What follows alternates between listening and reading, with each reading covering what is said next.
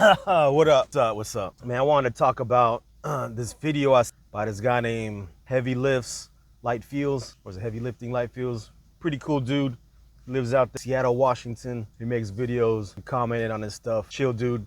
He made this video about how are people surviving nowadays. So that's what I want to talk about, because I think it's a very important topic right now, this week, today, talking about this stuff. I got a bunch of stories, real stories, and my own personal situation. So we could talk about first, I got a buddy that just got out of prison. He spent 5 years in prison. Both his parents passed away, and he doesn't talk to his other family members. Right now, he's on parole for a year, and then he'll have 5 years probation. He is right now living downtown in the capital of the state we live in. I'm on the East Coast. He is living at a halfway house. He's got a curfew. He has to be in by, I think, by 6 o'clock. He's got a room to himself. Pretty sure he's got like a shower. They give him food.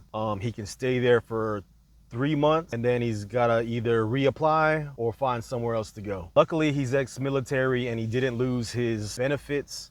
He didn't lose any of his money that he was getting from the military for being blown up in the Iraq war. He's about 4 years younger than me. He's probably about 44, 45 years old. He is out now. He's got a year pass for the buses. So he's been taking advantage of those, doing the things he had to do. He had to go get his bank account. He had to go get an ID card, bank account set up, got a bus pass for a year, and he just bought an e-bike. Because I was talking to him and we were talking about, he was using an e-bike. He sent me a picture of how he was at the city. Not all the cities are the same. Like the city that he's in is the capital of this state. They have like a big downtown area, and they have e-bikes in the city. So he can get on an e-bike for about $6, I think he said, and he can get downtown. He said downtown is about 5 minutes away. So I was telling him, man, like how the economy is and things are slowing down. People losing their jobs, getting laid off from like the government is like laying people off. Then like you see all this stuff online and how people are losing their jobs, getting laid off. I tell people, man, hold on to what you got right now. If you got a job, hold on to it for a little while, because things are a little rough right now with the prices, the inflation and the prices. And I told him maybe try to find a job near the bus route. That way it's easy to get back and forth from work if you're just using the bus. I myself I have a car, I'm in my car right now, but I've been looking into the bus routes. I went downtown, went to the bus station. I see all the bus stops around town. I followed a bus, I got on the bus and I tried to pay with my debit card. They wouldn't let me pay with the debit card because the machines don't take debit cards yet. They take dollars. So for $1.25, you can get on the bus here where I stay at, one-way trip. You can get an all-day pass for $3, and then you can get like a 3-day pass and a 5-day pass at certain grocery stores. And you get an app. The app here is called Translock, and it shows you, look at your phone and it shows you all the routes and it shows you the buses where they're at. Really good. It's really good, really great. I was showing that to people and people were just totally lost. I showed it to like a bartender I knew, told like this girl I was talking to, like everyone just blew me off. Like, they're too good to ride the bus.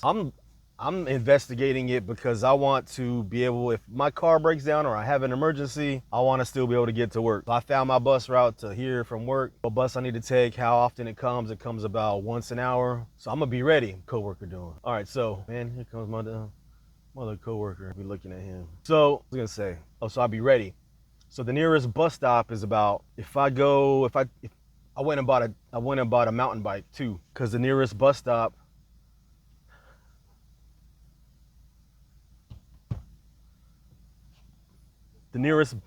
look at this guy. Yeah, man. Come here.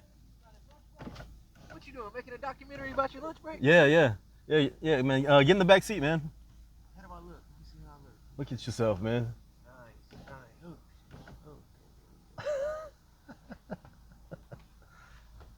All right, man. All right, man. I'll talk to you later. All right, later, bro. So what was I saying? The bus routes. No one wanted. The nearest bus stop where I live, I gotta like walk like outside the neighborhood to get to it, and it's not that far, but still it's kind of a walk. Like say if you're trying to go to work, it's still a little bit of a walk. Maybe like a 20-minute walk. How long would it be? But and that's really not that long. It's like a mile. Yeah, something like maybe a mile. But if you get on your bike, Like if I get on a bike, I can get there in like 8 minutes. It's really not that far. 8 minutes is not that long. I mean, I timed it, and then you can there's like on the front of the bus, there's like this rack. You unfold the rack and you can put your like mountain bike on there. So me and my buddy got out of prison. We're talking about getting like e-bikes and stuff. I'm just trying to be prepared for whatever happens.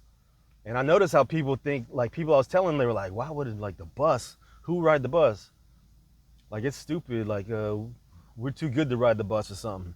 Well, I went and just rode the bus just for the heck of it, to get the experience and to get used to my route. So then I got that one buddy. So he's working on his stuff. He wants to move. After all the stuff and being in prison, he wants to move out of state, get out of here, start over again. I got another buddy that had a stroke. He's from where I live, and back in like 1999, me and a couple friends, we moved down to the beach. We all rented a house. It was four of us, and we all rented a house. Back then, it was a big 2-story house, had 4 bedrooms, 3 big bedrooms and 1 small bedroom. Had 2 bathrooms, 1 bathroom with a bathtub and a shower upstairs, and 1 bathroom that was just a bathroom and a toilet downstairs. Kitchen, washer machine. It was really nice.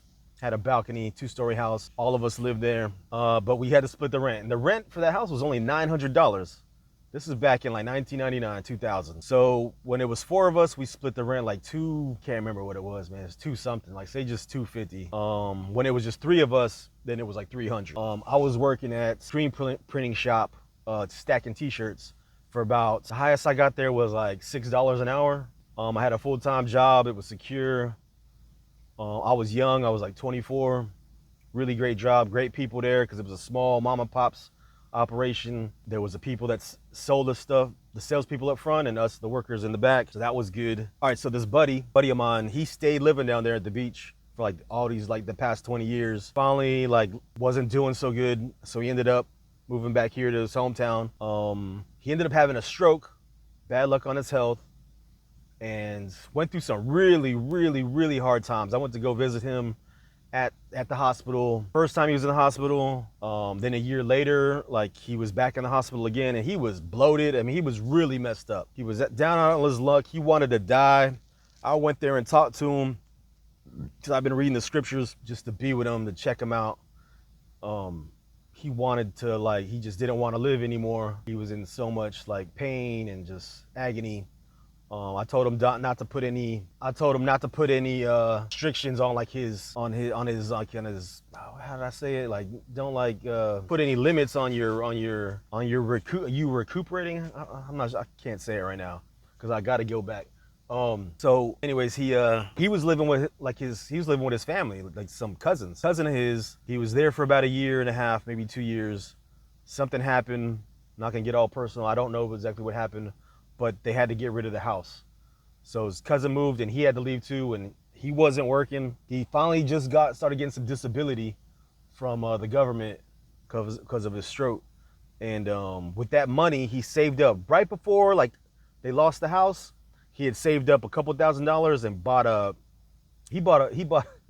car from like a guy up in Virginia or something. And he went and got the car, came back here. Now check this out. So he knew some people from when he used to live there that he used to work with. And it just so happens he kept in contact because he's a good guy, great guy. He's people like him. He's got a lot of personality and he talks to people. And so he's got a lot of friends, got a lot of contacts. And he got in touch with somebody that he knew who had just gotten divorced, who had about a month left on the lease. So the wife had left and the guy said, well, you can come stay with me for a month till the lease runs out. And then we got to go our separate ways. So that's what he did. He went, stayed there. He had gotten the vehicle, moved out of town, stayed with the guy that he knew for a month. Lease ran out on that. And I just seen him last week. He was doing good. He looks way better. Like you should have seen him before when he was in the hospital, hair falling out. He was bloated, he was all messed up. His hair is growing back and everything. He looks fine. He looks normal. You should have seen him before. But now he's staying at another place with some other people he used to know because they used to flip houses, kind of a thing, because he used to do like sales. He used to do radio sales. And when it came to like selling houses and stuff, like, so he got in contact with a guy that they used to like sell houses with. That guy had a place, a house where he had two workers that worked for them, like because they flip houses and stuff. So